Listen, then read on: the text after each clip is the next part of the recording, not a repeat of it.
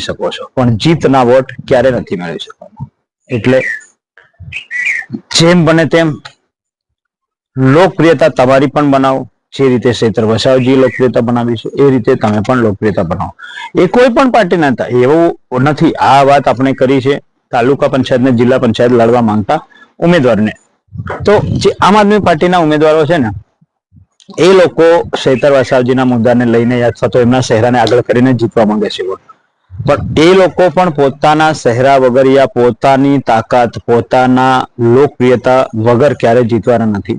જીત માટેના વોટ પોતાના છે. તેવી જ રીતે કોંગ્રેસ પાર્ટીમાં જો તમે લડતા હોય તો કોંગ્રેસ પાર્ટીમાં પણ લડતા હોય ને મિત્રો તો પણ તમે સિમ્બોલ માત્ર કોંગ્રેસના સિમ્બોલથી જીતવા માંગતા હોય તો એ ક્યારે પણ શક્ય નથી.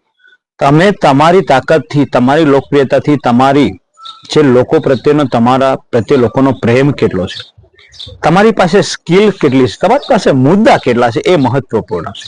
એટલે તમે ભારતીય જનતા પાર્ટીના હોય કોંગ્રેસ પાર્ટીના અન્ય કોઈ પણ પાર્ટીના ઉમેદવાર હોય તો મિત્રો જીતવા માટે મહત્વપૂર્ણ ફાળો એ આપણા પોતાના વ્યક્તિત્વનો છે. આપણે પોતે કેટલું લોકોની નજરમાં સારા વ્યક્તિ છે, લોકોને સારી રીતે કઈ રીતે સમજાવી શકીએ, લોકો વચ્ચે જઈને મુદ્દા કેવા મૂકી શકીએ, લોકો આપણને કઈ રીતે સમજે, કયા નજરિયાથી જોવે છે, એ ખૂબ જ મહત્વપૂર્ણ છે દોસ્તો.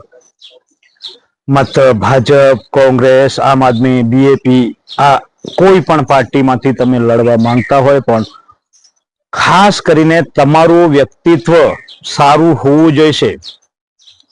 તમારા પ્રત્યે પ્રેમ લોકોને વધુ હોવો જોઈશે. તમે શું કરી શકો છો એ શક્તિ તમારી જોવાડવી પડશે. તમારા મુદ્દાઓ લોકો સામે મૂકવા પડશે, લોકો વચ્ચે જવું પડશે, લોકોને સમજાવવા પડશે, આપણને શું જરૂર છે એ પણ જોવું પડશે. એટલે કે મિત્રો લોકોની શું માંગ છે, લોકોની શું જરૂરિયાત છે એને પણ સમજવું પડશે. એટલે આ ઘણા બધા મુદ્દાઓ લઈને મેદાને ઉતરવું પડશે, લોકો સમક્ષ રજૂઆત કરવી પડશે. માત્ર ને માત્ર પાર્ટીના સિમ્બોલથી ક્યારે પણ ઉમેદવાર જીતવાનો નથી.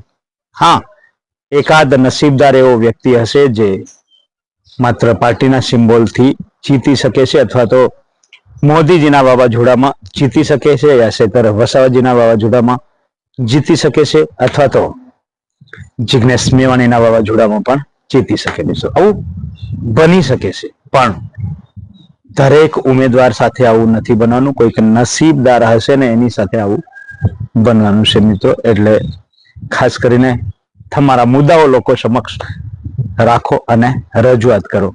તો મિત્રો આવા જ કંઈક તમારે વિડીયો જોવા હોય તો મારી આ ચેનલમાં અવારનવાર આવા વિડીયો આવતા જ રહે છે. તો મારી આ સુપરસ્ટાર દેશપ્રેમી ચેનલને સબસ્ક્રાઇબ કરો, લાઈક કરો અને શેર કરો મિત્રો.